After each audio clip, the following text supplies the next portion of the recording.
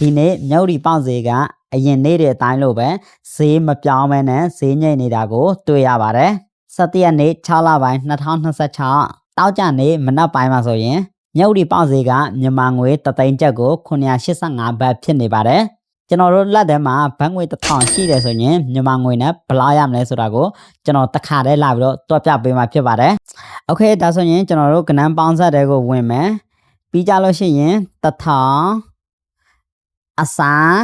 3.3.3.985ဘတ်ဒါဆိုရင်ကျွန်တော်တို့329,300ကျပ်ရမှာဖြစ်ပါတယ်ဒီဒသမရဲ့အနောက်ကဥစ္စာတော့ကျွန်တော်တို့မယူတော့ဘူးပေါ့နော်